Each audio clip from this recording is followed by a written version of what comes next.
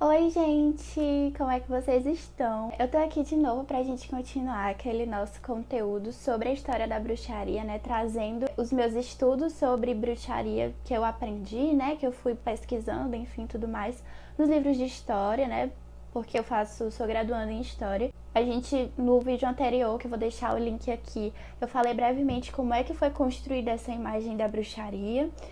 E hoje, nesse vídeo, eu achei interessante a gente entender como é que funcionava a bruxaria em Portugal. Por que é importante a gente entender isso? Eu quero trazer para a nossa realidade aqui de Brasil. Então, para que eu pudesse trazer isso, primeiro a gente precisa entender como era a cabeça das pessoas, né, dos colonizadores, quando eles chegaram aqui. Porque a gente pensa que a bruxaria ela era uniforme em todos os locais da Europa. Sabe? Ai, não, todo o local da Europa queimou, caçou bruxa, queimou na fogueira, e era desse jeito, e tinha um sabá, e tinha um negócio, não sei o que. Não, gente, cada parte ali da Europa, ela vai ter um tipo de bruxaria diferente, né? E não só na Europa, assim, no mundo, se a gente for pensar, né? Porque praticamente todas as civilizações tiveram algum tipo de prática assim, né? Então, isso já auxilia a gente a compreender que existem vários tipos de prática. O meu recorte aqui é sobre Brasil e sobre o que é mais conhecido, então eu tô trazendo aqui realidade de Europa. Então é muito importante a gente entender que a bruxaria ela não era unificada, ela não era ela não era igual em toda a Europa. Então, em Portugal, por exemplo, o processo de Inquisição ele não foi tão forte quanto, por exemplo, ali na Inglaterra, né, na França, nesses países por ali. Em Portugal, o que estava acontecendo? Nessa época ali, lá no século 17, anos de 1600 e pouco por aí, a gente pode dizer, Portugal estava ali vivendo o seu momento das grandes navegações, né? Não só Portugal, mas os outros países também. Mas Portugal foi um dos pioneiros, né? Como a gente sabe. Então, eles estavam ali, né, nesse processo de tipo, estamos saindo para enfrentar esse mar enorme, vasto, que eu não conheço, que é totalmente desconhecido para mim. Eu tenho uma possibilidade aqui, mas imagina só, você entrar realmente em um local, em um mar que existem histórias de monstros, existe gente que acredita, infelizmente ainda tem gente que acredita que se você for até mas naquela época que acreditava que se você fosse, tipo, navegar ali no mar, a linha do horizonte seria, tipo, o fim, sabe? Ia cair, ter um abismo gigante, onde teriam monstros enormes. Então, a incerteza do que estava ali em Portugal naquela época era muito grande. A gente tem que entender como é que estava a mente dessas pessoas nessa época, né?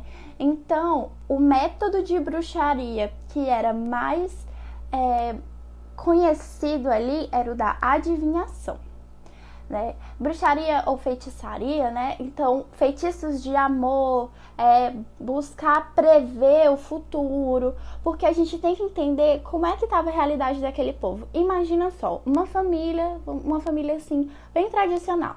Uma mãe, um pai e um filho homem e uma filha mulher. E aí, o pai e o filho homem vão em uma dessas embarcações de exploração, dessas navegações. E aí fica ali a mãe e a filha sem saber se um dia vão ver o pai, o irmão, sabe? Se esse irmão tem uma noiva ou coisa assim, também não tem como saber se essa pessoa iria voltar ou não. E aí se busca essas formas de prever as coisas. Então, por exemplo, a magia de adivinhação ali era bem forte, sabe? De buscar ali prever umas coisas, né? Também tinha muitos tipos de... Agora, eu não tô lembrando se é patuá ou é alguma coisa assim, mas é tipo uma espécie de amuletos que se faziam, sabe? Amuletos para proteção. E aí que entra que algumas coisas que eram consideradas heresias naquela época, né? Então, vamos ali fazer um amuleto com uma hóstia sagrada, né? Que a hóstia é aquele alimento, é aquele pedaço ali de trigo, né, de pão ali, que mostra, que simboliza para os católicos, para os cristãos, o corpo de Cristo. Então, por exemplo, se você fizesse um negócio daquele usando uma hóstia, por exemplo, ou um santo, você fazer algum tipo de trouxinha, de amuleto usando isso, até mesmo oração de santinho e tal, isso já era considerado bruxaria lá, né? Porque não era algo que era aceitável, embora fosse muito comum. Então a gente vai ter esse tipo de coisa acontecendo, né? Então é muito interessante a gente entender a realidade e a mentalidade dessas pessoas e como que essas pessoas chegaram até o Brasil, né? Como é que isso também influencia na nossa prática e no nosso entendimento, né? Porque a gente tem que entender que tipo, as questões de espiritualidade brasileiras e tudo mais é uma grande, assim como o nosso povo que é miscigenado, a nossa forma de espiritualidade também sofreu essa mistura, né? Pode-se dizer. Então a gente tem aqui de um lado os portugueses, os cristãos, católicos, né? Que trouxeram essa imagem do cristianismo, mas também essa coisa do diabo existir, daquilo tudo de ser errado. A gente tem os escravos que foram arrancados, né? Do seu lar, da sua terra natal, vindos do continente africano, que também carregavam sua ancestralidade e sua espiritualidade, e a gente tem os nativos que moravam aqui, que também tinham sua espiritualidade. Então, quando esse português vai chegar aqui e ele vai ver as formas de espiritualidade, de manifestação, de credo dos povos africanos e dos povos nativos, ele vai olhar aquilo ali e vai falar, tipo, ali é coisa do diabo. Né? Ali não é nada do que eu conheço, é desconhecido, só pode ser bruxaria, só pode ser feitiçaria. Então, quis trazer esse vídeo para falar um pouco sobre essa questão dessa prática espiritual no Brasil, porque eu vou deixar aqui